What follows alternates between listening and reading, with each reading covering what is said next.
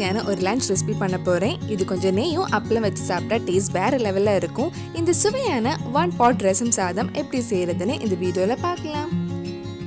First ஒரு சின்ன mixie ஜாரில் 1/2 டீஸ்பூன் ஜீரகம், 1/2 டீஸ்பூன் நல்ல மிளகு, 4-5 பூண்டு, 6-7 சின்ன வெங்காயம் சேர்த்து கொஞ்சம் கொரப்பாக அரைச்சி எடுத்துக்கோங்க.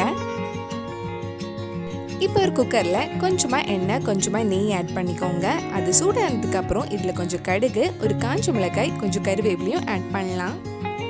கருவேப்பிலையெல்லாம் போட்டதுக்கப்புறம் நம்ம மிக்சியில் அரைச்சி வச்சுருந்ததை ஆட் பண்ணி ஒரு 2 நிமிஷம் லைட்டாக வதக்கிக்கோங்க.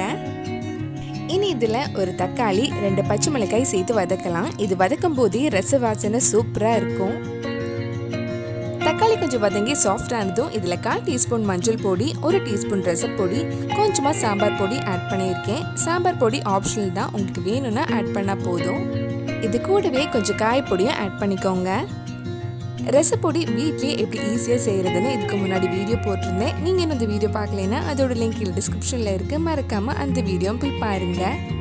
கொஞ்சம் புளி தண்ணியில் ஊற வச்சுருந்தேன். ஒரு 2 நிமிஷம் இது வதக்கினதுக்கப்புறம் நம்ம புளி கரைச்சி இதில் ஊற்றலாம். இது கூடவே 2 கப் தண்ணி ஆட் பண்ணிக்கோங்க.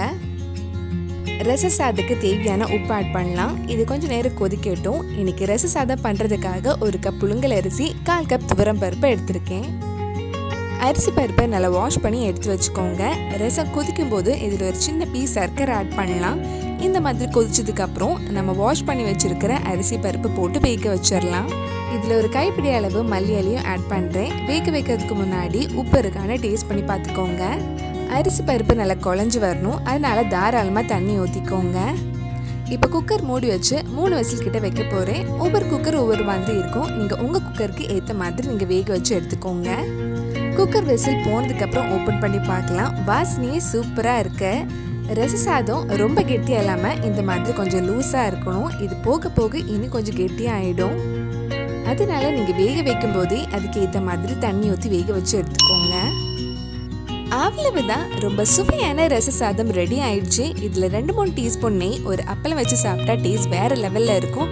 குழந்தைங்க எல்லாம் ரொம்ப விரும்பி சாப்பிடுவாங்க. கண்டிப்பாக நீங்களும் இந்த சுவையான ஒன் பாட் ரச சாதம் உங்கள் வீட்டில் செஞ்சு பாருங்கள்.